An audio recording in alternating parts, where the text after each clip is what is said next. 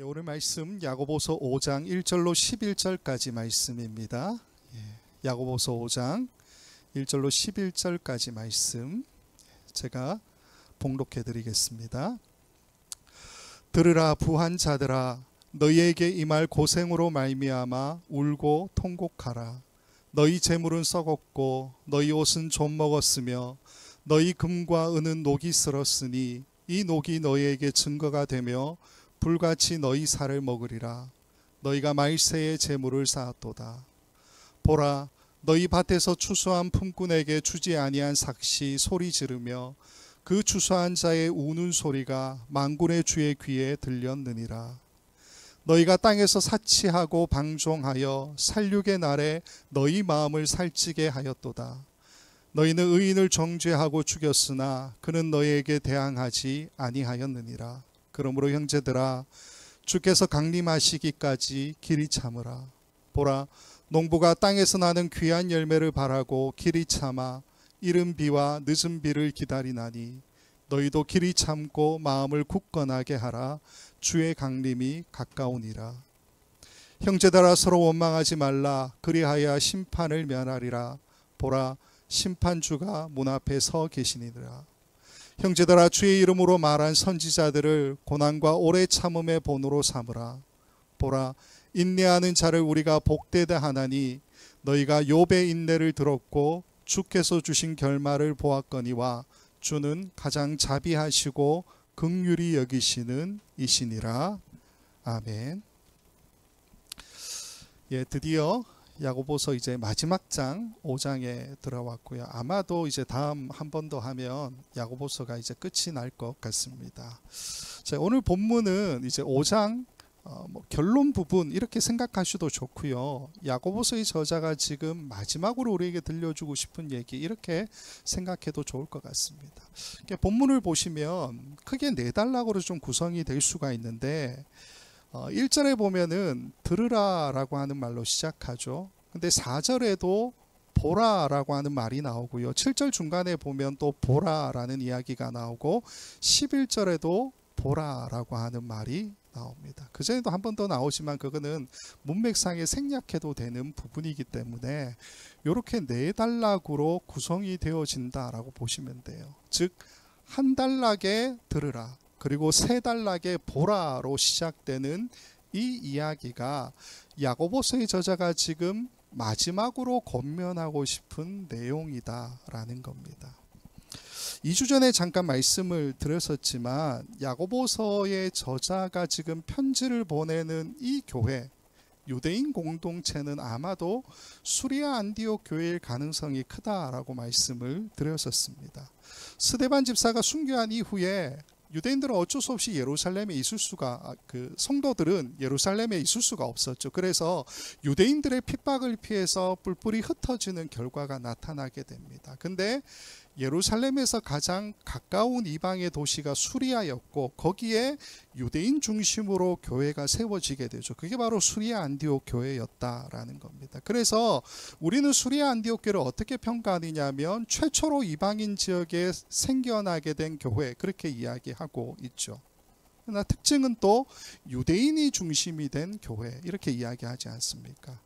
바울과 바나바를 또 파송한 교회이기 때문에 이방인 전도의 전초기지와 같은 역할을 감당했던 교회다. 우리가 그렇게 보고 있다라는 겁니다. 자, 그러면 이 편지를 받아보고 있는 수리아 안디옥 교회 성도들, 즉 유대인 성도들을 우리는 어떤 특징을 가지고 있다고 이야기할 수가 있습니까? 당연히 유대인이니까 구약 성경을 잘 알고 있다. 그렇게 볼 수가 있겠죠. 유대인 성도들이기 때문에 아마도 야고보서의 저자가 편지를 쓸 때 그들이 구약 성경을 잘 알고 있다라고 하는 것을 충분히 감안하고서 이 편지를 썼다라고 우리는 또 볼 수도 있다라는 겁니다. 자, 그러한 관점에서 오늘 본문을 보는 게 중요해요. 왜 그러냐면 아까 제가 네 단락으로 나누었잖아요. 그 네 단락으로 나눌 때에 앞에 있는 글이 들으라, 그리고 보라라고 하는 것으로 네 단락을 나누었다라고 말씀을 드렸는데 이게 사실은 구약 성경에서 굉장히 많이 쓰고 있는 방법이라는 거죠. 그러니까 야고보서의 저자는 그 방법을 가지고 왔다는 겁니다. 구약을 잘 알고 있는 사람들에게 들으라, 보라 라고 하는 이 말을 할 때에 그들이 뭘 생각할지를 야고보서의 저자가 의도적으로 이 단어를 쓰면서 생각하고 있었다라는 거죠. 그래서 우리는 오늘 이 부분을 좀 살펴볼 겁니다. 야고보서의 저자가 왜 들으라, 보라 라고 하는 말로 유대인 성도들에게 마지막 이 권면을 남기고 있는지, 거기에 대해서 함께 살펴보자라는 겁니다. 자, 우선 들으라 라고 시작하는 것이 5장 1절 말씀이겠죠. 근데 이 용법은 우리가 잘 알고 있는 용법입니다. 구약 성경을 보면 신명기에만 나타나는 독특한 방식이지요. 신명기 6장 4절과 5절 말씀을 보면 이렇게 되어 있습니다. 이스라엘아 들으라, 우리 하나님 여호와는 오직 유일한 여호와시니 너는 마음을 다하고 뜻을 다하고 힘을 다하여 내 하나님 여호와를 사랑하라. 이스라엘아 들으라. 히브리어로 이야기하면 샤마 이스라엘 이렇게 되어 있죠. 인터넷에 샤마 이스라엘 이렇게 치거나 이스라엘아 들으라 이것만 쳐도요 많은 내용이 나옵니다. 근데 공통적으로 제가 보니까 어떤 내용이 있냐면요, 이 샤마 이스라엘, 이스라엘아 들으라 라고 하는 이것 자체가 신명기 6장 4절부터 9절까지 내용이거든요. 지금 저희는 5절까지만 봤지만 4절부터 9절까지에 있는 이 내용 자체를 쉐마의 말씀 이렇게 부르고요, 유대인들의 독특한 교육 방식 이렇게 설명하고 있는 부분들이 굉장히 많습니다. 왜 그러냐 하면 바벨론 탈무드에 보면요, 남자아이가 태어나서 말을 할 때부터 신명기 6장 4절을 가르치고 암송하게 하라라고 명시되어 있기 때문입니다. 그리고 유대인 남자들이 하루에 3번씩 기도하잖아요. 그때마다 테필린이라는 걸 착용하죠. 이마에도 그리고 손목에도 작은 상자를 이제 착용하게 되는데 끈으로 묶어서 이렇게 매게 되는데, 그 테필린 안에 어떤 말씀이냐면 4가지 말씀이 있어요. 그 중에 하나가 바로 신명기 6장 4절부터 9절까지 말씀이에요. 또 있죠. 메주자라고 해서 유대인들 대문, 그 대문 옆에 문설주에다가 작은 긴 상자 붙여 놓잖아요. 거기에 들어있는 말씀도 신명기 6장 4절부터 9절까지 말씀이라는 겁니다. 자, 제가 왜 이 말씀을 드리냐면 유대인들이 왜 이렇게 사느냐라는 겁니다. 왜 이렇게 사느냐. 물론 신명기 6장 8절과 9절 말씀을 보면요, 너는 이 말씀을 마음에 새기고 자녀들에게 부지런히 가르치며, 8절을 보면 내 손목에 메고 미간에 붙이고 집 문설주와 바깥문에 기록하라 이렇게 명령하고 계시기 때문에 이걸 지키죠. 그러나 이것보다 더 중요한 이유가 뭡니까? 더 중요한 이유는 이 말씀이 신명기 6장 4절과 5절 말씀을 다시 한번 보여주세요. 신명기 6장 4절과 5절 말씀을 보시면 이 말씀의 내용이 뭡니까? 다른 게 아니잖아요. 한마디로 말해서 하나님 사랑. 하나님 사랑에 대한 이야기를 하고 있잖아요. 즉 이 말씀이 하나님 사랑에 대한 명령이기 때문에 죄송합니다. 자신의 삶의 가장 가까이에 이 말씀을 두고서 테필림, 메주자 이러한 방식을 통해서 하나님 사랑을 고백하고 실천하는 삶을 계속해서 살아가고 있는 거죠. 쉐마의 말씀이 요 신명기 6장 4절 5절만 있는 게 아니고요, 신명기에 더 많이 나옵니다. 5장 1절에도 나오고 6장 3절에도 나오고요, 9장 1절, 20장 3절, 27장 9절과 10절 말씀인데 간단하게 보시면 됩니다. 말씀을 다 읽지 않겠고 빨간 글씨로 이스라엘아 듣고 신명기 5장 1절에 나오죠. 6장 3절에도 이스라엘에 듣고, 그리고 9장 1절에도 이스라엘아 들으라, 신명기 20장 3절에도 이스라엘아 들으라, 27장 9절 10절에도 이스라엘아 잠잠하여 들으라 나오죠. 즉 이 모든 말씀들이 다 무엇을 이야기하고 있냐면 하나님 사랑이라고 하는 것을 구체적으로 어떻게 실천해야 되느냐, 거기에 대해서 이야기하고 있는 말씀들이라는 겁니다. 정리해서 말씀을 드리면 쉐마의 말씀, 즉 이스라엘아 들으라 라고 하는 이 말씀은 유대 민족이 어릴 때부터 죽을 때까지, 뭐 이걸 요람에서부터 무덤까지 이렇게 거창하게 표현하지만 어쨌건 어릴 때부터 죽을 때까지 하나님 사랑을 내가 어떻게 해야 되느냐라는 것을 가르쳐 주는 말씀이죠. 이 말씀을 지켜가면서 어릴 때부터 내가 하나님 사랑을 어떻게 하는지를 경험하게 되는 것, 그게 쉐마의 말씀이라는 겁니다. 그래서 예수님도 쉐마의 말씀을 말씀하신 적이 있죠. 마가복음에 따르면 한 서기관이 예수님께 다가와서 모든 계명 중에 첫째가 무엇입니까? 라고 질문합니다. 근데 거기에 대해서 예수님 대답이 바로 신명기 6장 4절 5절 말씀이에요. 마가복음 12장 29절부터 31절까지 예수님 대답이 이렇게 되어 있습니다. 예수께서 대답하시되 첫째는 이것이니 이스라엘아 들으라. 주 곧 우리 하나님은 유일한 주시라. 내 마음을 다하고 목숨을 다하고 뜻을 다하고 힘을 다하여 주 너의 하나님을 사랑하라 하신 것이요.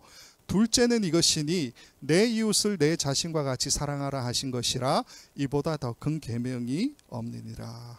자, 예수님의 대답은 뭡니까? 쉐마의 말씀, 그거죠. 하나님 사랑, 그게 대답이고요. 거기에 하나 더 추가하시죠. 추가된 것이 바로 이웃 사랑이죠. 그래서 우리는 하나님 사랑 그리고 이웃 사랑이라고 해서 이 말씀을 뭐라고 부릅니까? 예수님의 세 계명, 그렇게 부르죠. 야고보서의 저자가 오늘 5장을 시작하면서 들으라 라고 이야기하죠. 그 들으라 라고 이야기할 때에 가장 먼저 떠오르는 게 뭡니까? 방금 우리가 살펴본 것처럼 신명기 6장에 나오는 쉐마의 말씀, 하나님 사랑, 거기를 떠올리게 되죠. 또 하나는 뭡니까? 마가복음에서 이야기하는 것처럼 예수님의 세 계명, 하나님 사랑, 이웃 사랑, 이것을 떠올리게 되어져 있다라는 겁니다.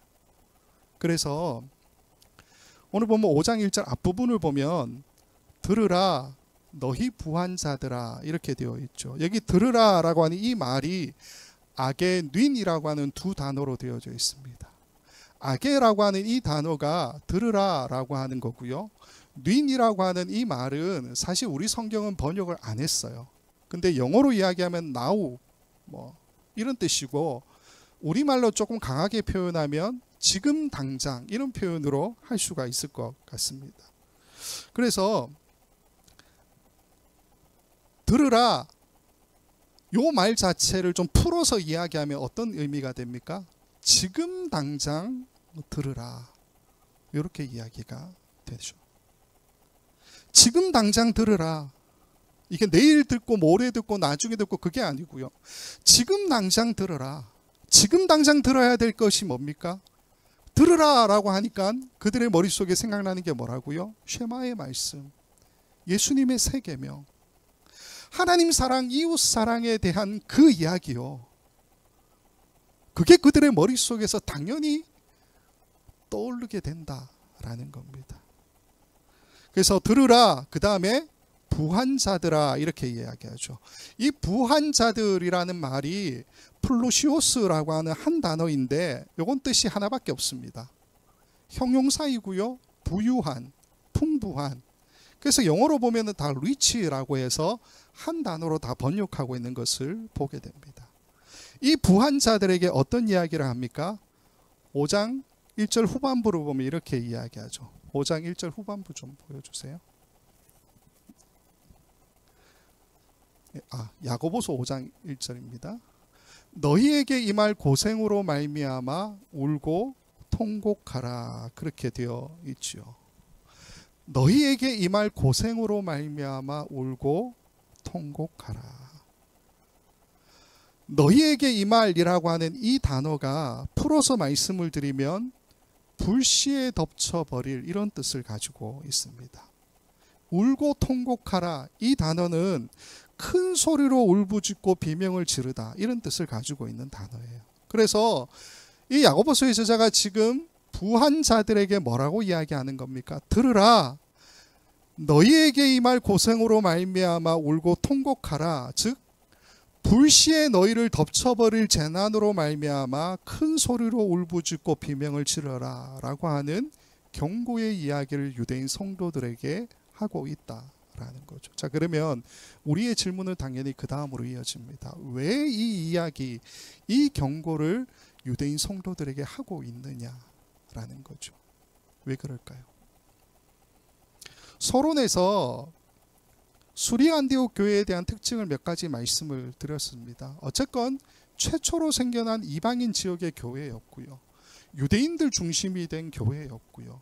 바울과 바나바를 파송할 정도로 복음을 전하는 이방인 지역을 전도하는 것에 있어서 전초기지 같은 역할을 감당했던 것이 바로 수리 안디옥 교회였다라고 말씀을 드렸잖아요. 그러니까 지금으로 생각하면 굉장히 좀 앞서가는 교회, 중요한 역할을 감당하는 교회 아닙니까? 근데 이 교회가 문제가 있다는 거잖아요. 그러니까 5장 1절에서 그렇게 이야기하는 것 아니겠습니까?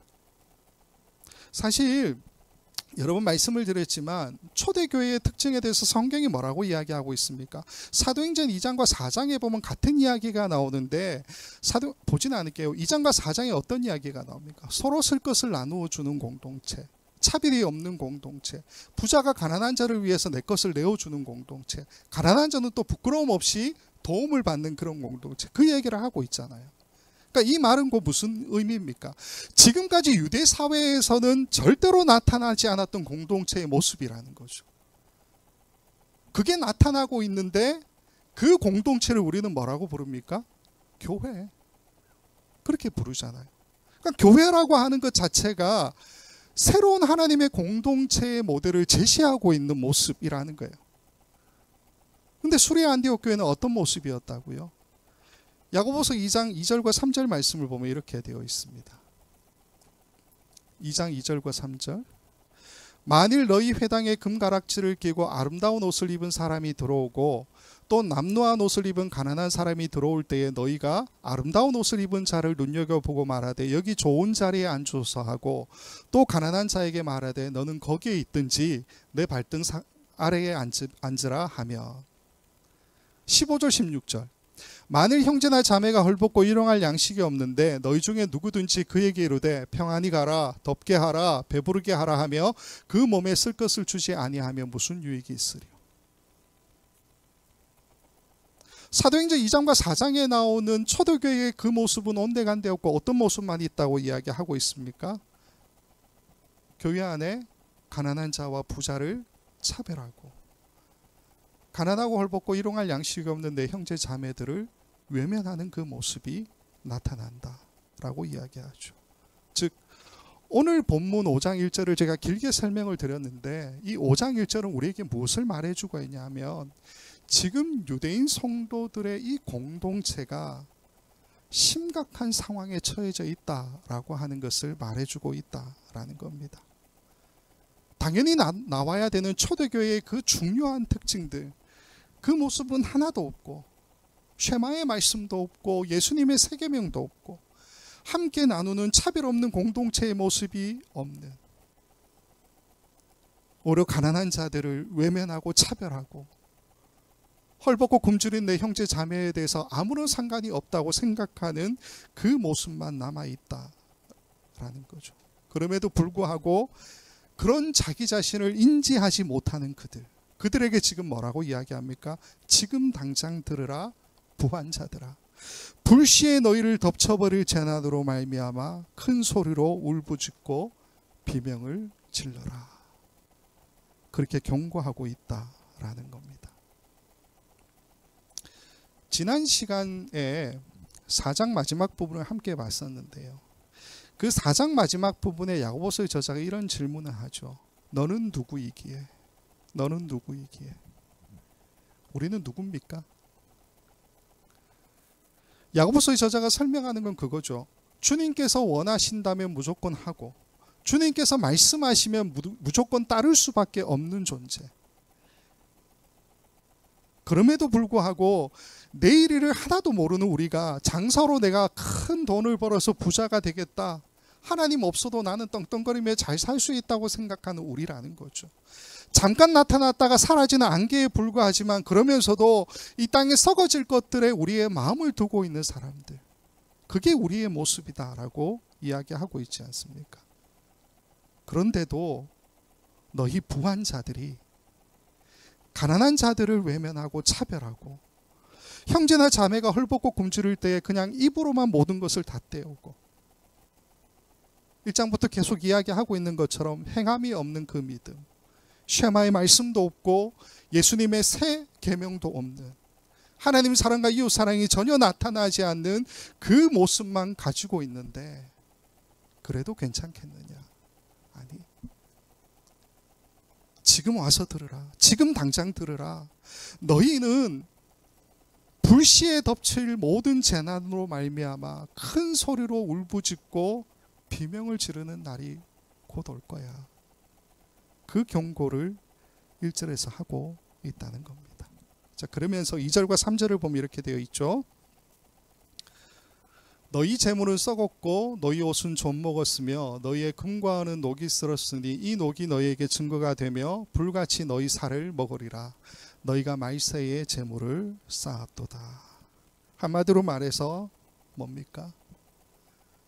이웃에 대해서, 형제 자매에 대해서 관심 없는 모습, 쓸데없는 것에 너희가 평생 열심을 내었구나 라고 이야기하고 있죠.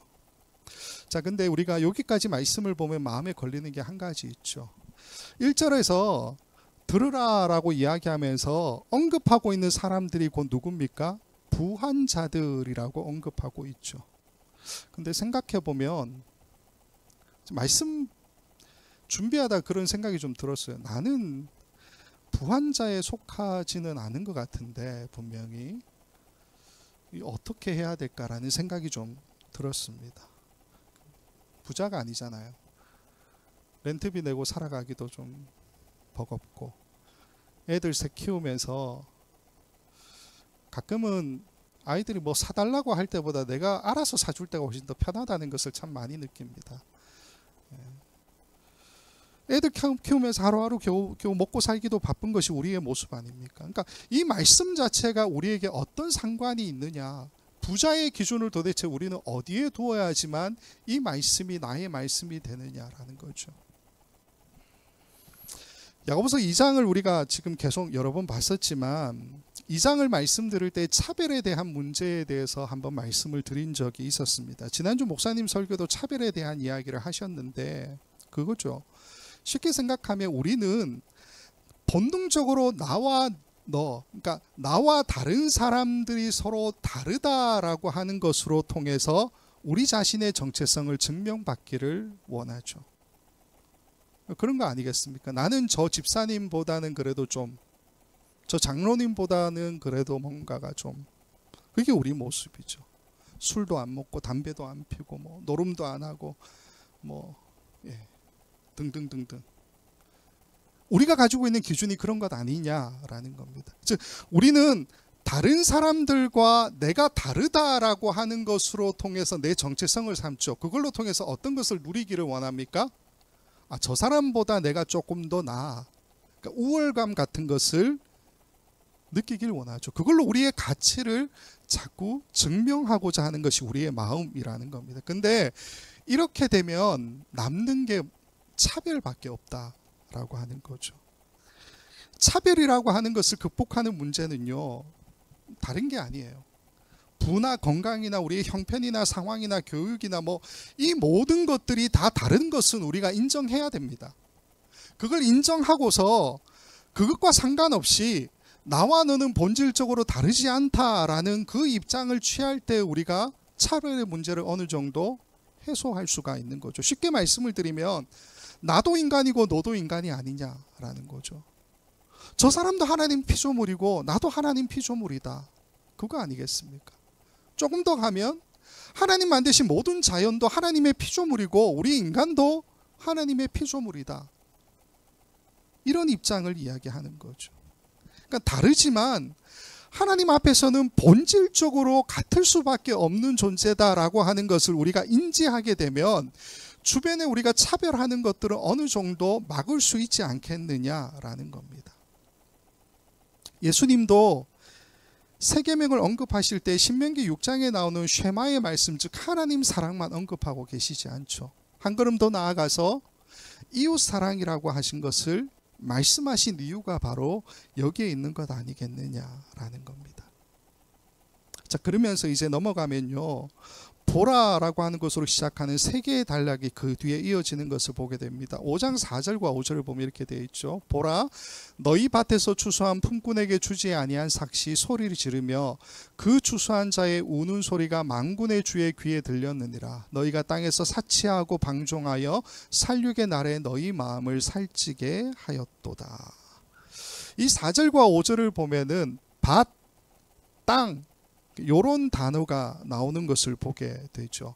4절과 5절을 우리가 좀 이해하려면 유대인들이 가지고 있는 땅에 대한 개념, 밭에 대한 개념을 우리가 세우고서 이것을 이해하는 것이 중요할 것 같습니다. 레위기 25장 23절을 보게 되면 땅에 대해서 하신 말씀이 있습니다. 이렇게 되어 있어요. 토지를 영구히 팔지 말 것은 토지는 다 내 것임이니라. 너희는 거류민이요 동거하는 자로서 나와 함께 있느니라. 무슨 말입니까? 그들에게 토지라고 하는 것, 즉 하나님께서 언약하셔서 가나안 땅으로 인도하시고 그들에게 나누어 준 그 토지를 이야기하죠. 그 토지는 어떤 개념, 땅은 어떤 개념을 가지고 있습니까? 하나님의 것. 모든 땅은 하나님의 것이다 라고 하는 이 개념이 유대인들이 가지고 있는 땅에 대한 개념이라는 겁니다. 그래서 7년의 안식년이 7번 끝나는 그 다음에 77이 49 플러스 1에서 50년이 되는 그 해를 희년이라고 부르죠. 그 희년에 어떤 일이 있습니까? 거래했던 모든 땅을 원래 주인에게로 되돌리는 일들이 일어나게 되죠. 그게 25장 28절, 레위기 25장 28절에 나와 있다라는 겁니다. 또 하나는요, 밭에 대한 개념, 즉 밭에서 생산되는 작물들에 대한 개념이 성경에 나옵니다. 거기에 대한 유대인들의 기준이 뭐냐면 레위기 19장 9절과 10절을 보면 이렇게 되어 있습니다.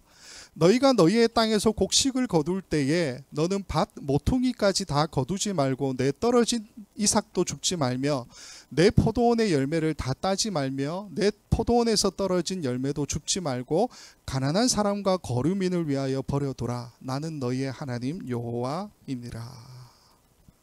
자, 밭, 하나님의 밭, 하나님의 밭을 추수할 때에 열매를 거둘 때의 기준이 뭐라고요?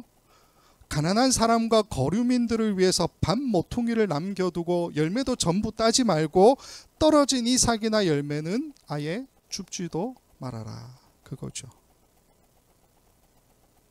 근데 오늘 본문 5장 4절과 5절을 보면 이 부한 자들이 어떻게 했다고 이야기하고 있습니까? 추수한 품꾼에게 삭슬 주지 않았다. 그렇게 이야기하죠. 사치와 방종을 했다. 그렇게 이야기하고 있지 않습니까? 추수한 일꾼들에게 계산하는 방식은요, 예수님께서 말씀하신 것이 있습니다. 마태복음 20장에 보면은 포도원에 품꾼을 드리는 비유의 말씀을 예수님께서 하고 계신데 이렇게 되어 있어요. 20장 13절 14절입니다. 주인이 그 중에 한 사람에게 대답하여 이르되 친구여 내가 내게 잘못한 것이 없노라. 내가 나와 한 데나리온의 약속을 하지 아니하였느냐? 내 것이나 가지고 가라. 나중 온 이 사람에게 너와 같이 주는 것이 내 뜻이니라. 무슨 말입니까? 네가 일찍 들어오건 늦게 들어오건 네가 부자건 가난하건 상관없다 그 얘기죠. 약속한 대로 내가 그대로 주겠다. 그게 예수님의 계산법이라는 거예요. 정리하면 무슨 이야기냐면요, 유대인 성도들은 고아나 과부나 내 헐벗고 굶주린 형제 자매 이 사람들을 합당하게 삭슬받는 일꾼으로 생각하지 않죠. 나와 수평적인 관계 아니요, 그렇게 생각하지 않습니다. 오히려 어떻게 생각합니까? 수직적인 관계, 내가 도움을 주어야 하는 관계, 그렇게 보고 있죠. 그렇게 보는 건 오케이. 근데 행동은 또 어떻게 합니까? 그들로 통해서 나의 정체성을 삼으면서 나는 저 사람보다 나아, 괜찮아, 그들을 업신여기고 무관심하고 나와 상관없는 사람들이라고 여기면서 살아가고 있었다라는 거죠. 원래는 사도행전 2장과 4장에 나오는 그 말씀처럼 서로 챙겨주는 게 당연하잖아요. 쉐마의 말씀, 하나님 사랑, 이웃 사랑, 예수님의 세계명, 이게 나타나는 것이 당연한 공동체의 모습 아니겠습니까? 근데 이것 모두 다 없고, 예수님이 품꾼에 대해서 계산하는 그 방식도 없고, 추수한 품꾼들에게는 삭슬 주지 않고 오히려 사치와 방종을 일삼는 그 모습이 나타나고 있다라고 이야기하죠. 그러면서 6절에 이렇게 이어집니다. 너희는 의인을 정죄하고 죽였으나 그는 너에게 대항하지 아니하였느니라. 뜬금없이 갑자기 의인이 나와서 좀 헷갈릴 수 있는데, 여기서 의인은 복수가 아니라 단수로 기록되어져 있습니다. 그래서 해석이 여러 가지 있지만 개인적으로는 이 의인이 예수 그리스도를 가리킨다고 보고 있습니다. 그래야 6절 뒤에 보면 그는 너희에게 대항하지 아니하였느니라 라고 하는 이 이야기가 자연스럽게 연결이 될 수가 있죠. 무슨 말이냐 하면요, 지금 고아나 과부, 형제 중에 헐벗고 굶주린 자매들에 대해서 관심이 없는, 나와 수평적인 관계로 보지 않는 이 부한자들, 이들에게 어떤 경고를 하고 있는 말씀입니까? 너희가 그들을 보살피지 않고 관심을 가져주지도 않고 너희 것을 나누어 주지도 않는 그 모습이 바로 어떤 모습이라고요? 의인을 정죄하고 죽이는 모습이라고요. 예수 그리스도를 죽이는 모습이라고요. 그게 너희에게서 나오고 있지 않느냐, 그 이야기를 하고 있는 겁니다. 근데 6절 마지막에 어떤 이야기 합니까? 그는 너희에게 대항하지 아니하였느니라. 무슨 말이에요? 예수 그리스도는 대항하지 않으셨다고요. 그런 우리에 대해서도 끝까지 대항하지 않으셨다. 우리를 사랑하시고 그런 우리도 구원하셔야 되기 때문에 예수님은 아무런 대항도 하지 않으시고 십자가의 길을 묵묵히 걸어가셨다라는 것을 표현하고 있다라는 겁니다. 그래서 7절 앞부분에 이렇게 다시 권면하죠. 그러므로 형제들아, 주께서 강림하시기까지 길이 참으라. 참으라. 예수님도 참으셨으니까 너희 보고 죽으라 그렇게 이야기하지 않잖아. 네가 가진 거 조금 더 나눠주고 조금 더 낮아지고 조금 더 손해보고. 예수님 곧 강림하실 거니까 우리가 그렇게 살기 결정하면 얼마나 좋겠니? 그 이야기를 야고보서의 저자가 하고 있다라는 거죠. 뒤에 두 번 더 이제 보라로 시작되는 이야기가 나옵니다. 5장 7절 후반부터 10절까지, 그리고 5장 11절 이렇게 이어지는데요.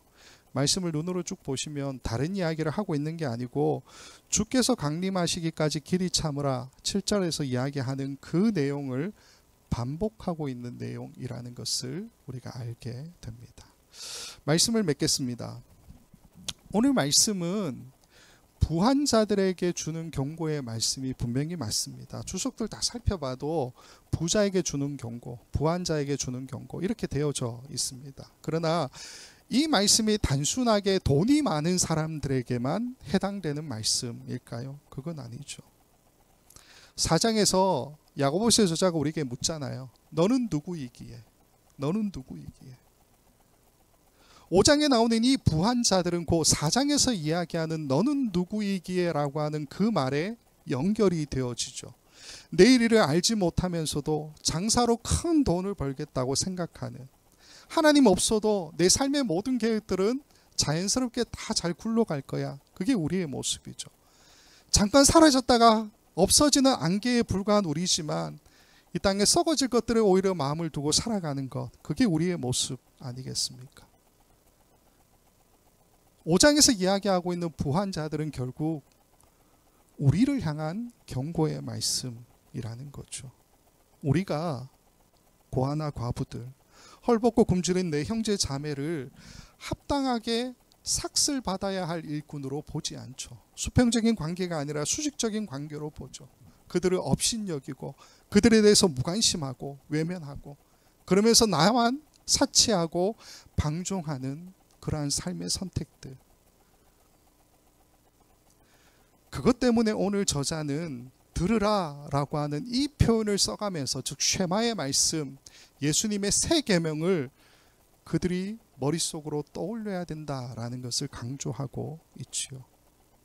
행함이 없는 모습, 그 모습을 다시 지적하면서 너희의 그 모습이 곧 예수님 십자가에 못 박혀서 죽게 하는 모습이야 라고 이야기하고 있다라는 겁니다. 근데 거기서 끝나지 않고요. 그럼에도 예수님은 그런 너희를 위해서 대항하지 않으셨다라고 고백합니다. 그런 우리를 위해서 끝까지 참으신 예수님, 아무런 대항도 하지 않으신 예수님, 우리를 사랑하셔서 구원하시기 위해 묵묵히 자신에게 주어진 십자가의 길, 죽음의 길을 걸어가셨다라는 것을 우리에게 분명히 말해주고 있다는 것입니다. 간절히 바라기는 오늘 우리 자신이 바로 부한자들, 이 경고의 메시지를 들어야 할 사람들이다라고 하는 것을 함께 기억했으면 좋겠습니다. 우리 주변에 돌아봐야 할 사람들은 없는지, 이 땅에 소외받는 사람들은 없는지, 나는 그들에게 합당한 삭슬 받아야 될 일꾼이라고 생각하고 살아가고 있는지, 나와 수평적인 관계로 그들을 바라보고 있는지를 다시 한번 점검했으면 좋겠습니다. 계속해서 야고보서의 저자가 이야기하는 것처럼 행함으로 우리의 믿음을 증명하는 것이 중요하겠죠. 내 것을 나누어 주는, 내 삶을 나누어 주는 그 모습, 쉐마의 말씀, 예수님의 세 계명, 하나님 사랑, 이웃 사랑, 이게 우리의 삶에서 어떻게 나타나는지를 계속 고민하면서 살아야 하는 것, 그게 우리가 예수님 부르실 때까지, 강림하실 때까지 계속해서 가져야 될 고민, 숙제가 아니냐라는 겁니다. 이 모습을, 이 생각을 끝까지 예수님 강림하실 때까지 함께 고민하면서 걸어가는 우리 원커뮤니티 교회 모든 성도들 될 수 있기를 주님의 이름으로 간절히 축원을 드립니다. 기도하겠습니다. 좋으신 아버지 하나님, 야고보서의 저자가 끝까지 하나님 사랑, 이웃 사랑에 대한 우리의 모습을 다시 점검하게 하신 이 말씀을 오늘 함께도 살펴봅니다. 하나님, 우리도 들어야 될 말씀이 분명히 있는 것을 깨닫게 됩니다. 쉐마의 말씀, 세 계명, 하나님 사랑, 이웃 사랑, 끝까지 우리를 참으신, 대항하지 않으신 예수님의 그 모습, 하나님 우리 마음속에 잊지 않게 하여 주시고, 오늘 말씀처럼 야고보서의 제자가 우리에게 권면하고 강조하는 것처럼 주님 강림하실 때까지 우리의 삶을 통하여서 우리의 믿음을 증명하는 우리 모두가 되도록 주께서 인도하여 주시옵소서. 우리 주변에 돌아보아야 될 사람들은 누구인지를 우리의 눈을 떠서 알게 하여 주시고, 우리의 손을 펴서 그들에게 우리의 것을 나누어 주는 마음이 있도록 허락하여 주시옵소서. 감사하고 예수님의 이름으로 기도하옵나이다. 아멘.